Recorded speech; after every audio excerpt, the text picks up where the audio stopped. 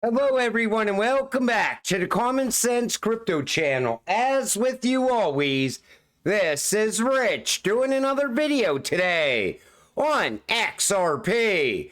So I hope you're all having a wonderful day today, wherever you are in this great world. We're gonna talk about XRP. And I gotta start with this. So BlackRock reveals it's quietly preparing for a $35 trillion Federal Reserve dollar crisis with Bitcoin, predicted to spark a sudden price boom. Now, here's my thoughts on this. We are headed into a liquidity crisis. Most people already know it's coming. What fixes a liquidity crisis? Something that provides on-demand liquidity, something like XRP. But take notice how they're all of a sudden all that hype around Bitcoin. And this is what makes me think there's a problem there. When Larry Fink says you have to force behaviors, and at BlackRock, we are forcing behaviors. I weaponized ESG CEI as a corporate social credit system to break your nation and benefit China. Do you even know my name? Now, we know he's all about the New World Order. He takes his orders from the elites. But when he says you have to force behaviors, what are they doing right now? They're forcing people into Bitcoin by creating all this hype around it. We just watched Donald Trump buy hamburgers with Bitcoin. Mainstream media news, Bitcoin. I mean, it's at the point where we are very close to a new financial system going live, and they just want to keep people distracted long enough and keep them out of certain cryptocurrencies, or something big is going to happen around Bitcoin. Some sort of rug pull, possibly something with Tether, who knows?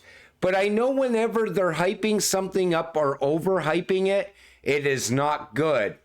And most of the OG Bitcoin maxis that are out there all of a sudden are starting to shift towards XRP. I pointed it out in multiple videos because the smart money is the first ones out. And I always said that. Now, someone just sent this to me the other day. Ripple and people involved with Ripple have connections to DNA data collecting and biotech companies. And you see Ancestry, Brad Garlinghouse plus Ripple. And right here, Brad Garlinghouse, CEO of Ripple, happens to be a board member of Ancestry.com since 2013.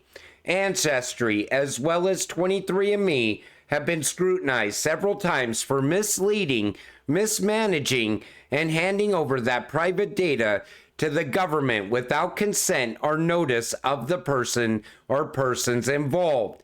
Could this data be used for other reasons besides finding out who your great-grandparents were or where they came from? I would say yes, but that's just the conspiracy theorist in me. But is it a conspiracy theory? This made it on the Fox News. 23andMe sounds good until you realize your data or your DNA can be sold and weaponized. Take a listen to this. Warning tonight about DNA companies and your personal information. Your DNA information can be sold and weaponized against you. The alarm being sounded. Listen to this. You can actually take someone's DNA, take their medical profile, and you can target a biological weapon that will kill that person. And people will very rapidly spit into a cup and send it into 23andMe and get really interesting data about their background. And guess what? Their DNA is now owned by a private company and can be sold off. We have to have an open and public discussion about what does the protection of healthcare information, DNA information, and your data look like, because that data is actually going to be procured and collected by our adversaries for the development of these systems.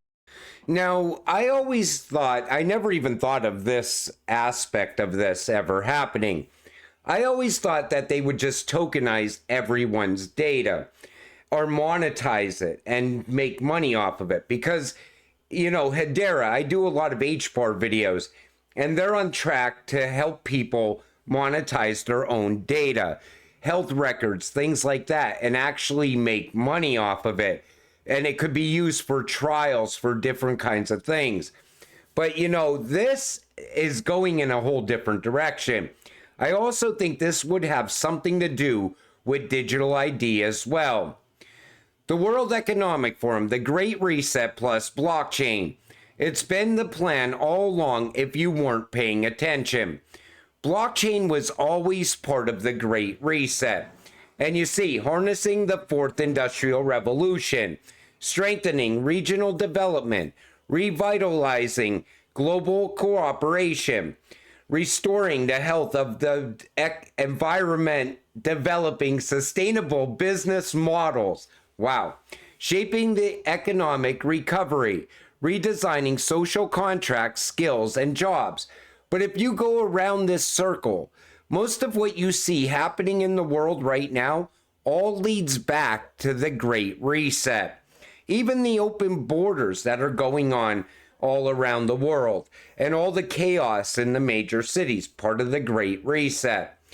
But you know, people keep saying, this will never happen in the United States, but this is already happening in the United States. Everything that we see going on around us is all signs of the Great Reset already. It's just like when I bring up CBDC. Right away, people are so quick to say, the US is never going to have a CBDC. Yet that's the only path forward for the United States to keep up with the rest of the world, because the rest of the world is already going into the digital age. They're fast tracking into it. And Agenda 2030, you could shed at least 2 years off of that. Look at how fast things are happening. Then there's this. Somebody sent this to me once again. Buychip. Buychip microchip implant is now implementing Ripple payment systems in the product. This means that the microchip owners will not be needing to connect their microchip to their bank accounts anymore. The big question I have, is this something that is still going to happen, or did Ripple give up on this? Because I haven't seen anything new about this since 2020. And this is something I will never get. This is where I draw that line in the sand. I am never getting that chip. But did Ripple abandon this? Did Buychip abandon this? And you know, people will sit there and say, nobody's ever going to get the chip. Tie it to UBI, people will be lining up to get the chip. Google Wallet is testing a new feature that could let US citizens to turn their passports into a digital ID. An interesting move from Google towards the broader adoption of digital identity. We all knew digital ID was coming, even here in the United States. And this is also something that people said, people in the United States will never go for that. I guarantee you people will have this within the next year. Same thing with digital wallets. Because we're in the digital age. The fourth industrial revolution is here. The thing I don't like about digital ID is that every aspect of your life will be tied to that digital ID. And who is the one that's controlling all of that data? Big companies like Google. Most likely we'll see blockchain companies tied in there as well. Most likely Ripple. X just secured the money transmitter license in Texas. X now has license in 38 states. Ripple also has those same money transmitter licenses throughout the United States. It makes sense that Ripple and X are going to be tied together. I'm just waiting for Elon Musk to come out and say, we're going to start utilizing RippleNet and XRP inside of X payments. Because it makes sense. I still think Ripple is going to eventually replace the Fed at some point. Every single day you could see how Ripple is evolving into a central bank. U.S. Congressman Tom Emmer says he looks forward to firing Gary Gensler and work with Donald Trump. Take a listen. I look forward to working with Donald Trump and pounding a stake into the heart of the administrative state. And that is one of the prime examples, Gary Gensler at the SEC. And he should be fired. He is not, he's gone well beyond, frankly, he's gone against his mission. Yeah. The mission of the SEC is to make sure that every American, doesn't matter if you're wealthy or if you're poor, has access to the greatest financial markets on the planet. So it looks like Emmer wants to get Gary out of there as quick as possible. Then Scaramucci said that a group of crypto advocates he works with are currently working with the Harris campaign to move the U.S. Democrats away from SEC Chair Gary Gensler and Senator Elizabeth Warren. I think Gensler is gone either way, but take notice how they're also separating themselves from Elizabeth Warren. Most likely, she is going to lose her seat to Johnny Deaton, and that's going to be great. Do you know how bullish that's going to be for crypto? Expect green all from then going forward, because I'm sure Johnny Deaton is going to fight every day for crypto regulations. He's going to fight every day to get a clear path forward for crypto and innovation inside the United States. And I don't know what is going on with Vitalik Buterin.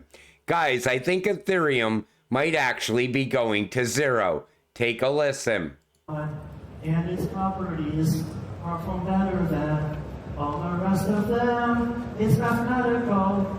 No more double spend. It's encryptable. Put your cash in your brain or it's wearable. A new form of wealth begins. I have no idea what's going on with Vitalik. We all knew he was kind of weird, ever since you got into crypto. But he always gets weirder and weirder as time goes on. But, you know, Ethereum is most likely still going to be with us even once we see the rise of the new financial system.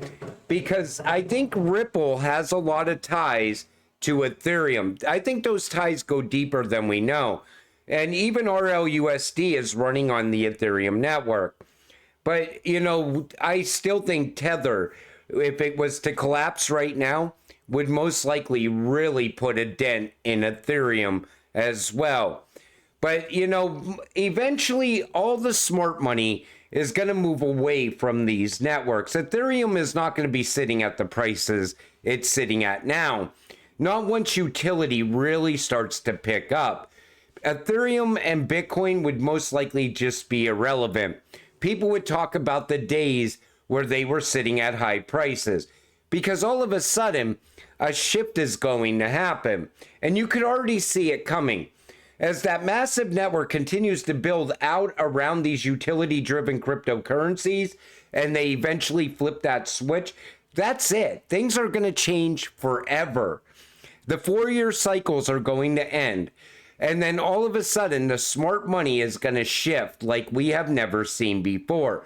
Once institutional adoption happens for XRP and XLM and XDC. But the other thing I wanted to point out in this video is that there's also a dark side to Ripple. And most of us already know of that dark side. But that same dark side shows you the ties to the elites for Ripple. It's the reason that RippleNet and XRP is chosen by the elites for the future. It's the same reason you see the BIS, the World Economic Forum, the IMF, the World Bank, all talking about two cryptocurrencies, XRP and XLM. It's because without those two cryptocurrencies, there would never be a great reset.